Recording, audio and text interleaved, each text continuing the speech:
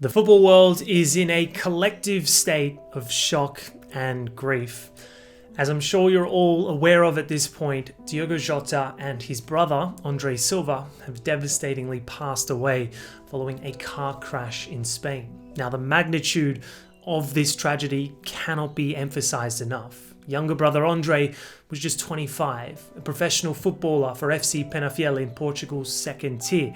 Obviously, his career did not have that same international recognition as Diogo, but Andre was still a highly respected member of his club and had his own footballing dreams of one day reaching the Portuguese top flight.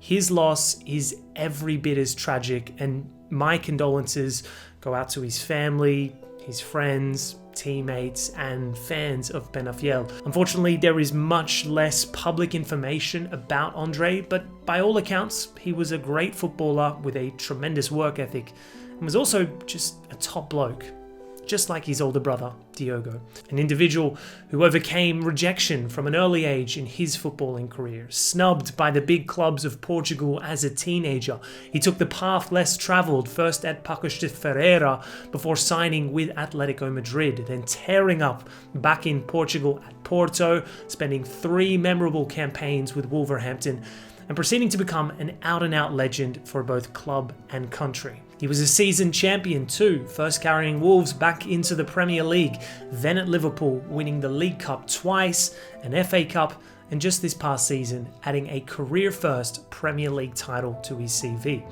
It was a similar story at the international stage, earning 49 caps for Portugal and winning 2 Nations League titles, a pivotal figure in Wolves, Liverpool's and Portugal's most successful chapters in their modern history.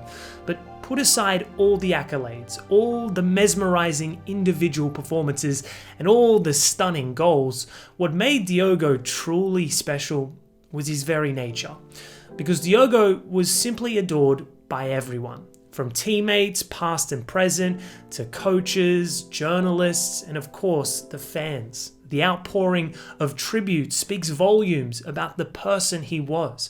I don't think you'll be able to find an individual who had a bad thing to say about the man. He was a uniquely kind human being. What makes his sudden loss all the more tragic and cruel is that it comes just 10 days after marrying the love of his life, his childhood sweetheart, in their home city of Porto.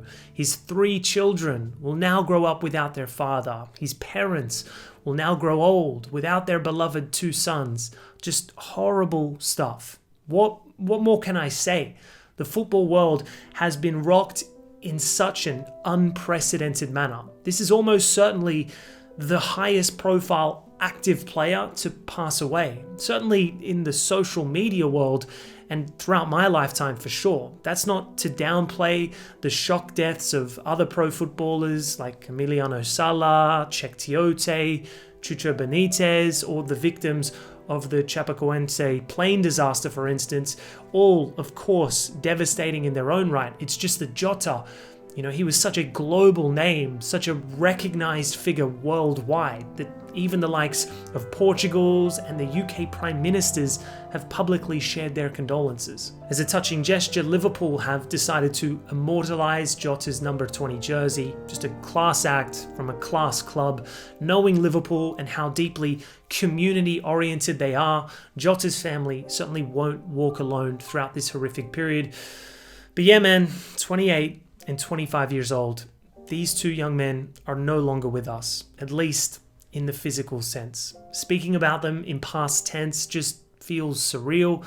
Both of these guys were younger than me, a timely reminder of just the unpredictability of life itself. We grow up watching these superheroes on television. They seem immune to any negative outcomes in this world, but that simply isn't true. All in all, just a sad day for football. Rest in peace, Diogo Jota and Andre Silva.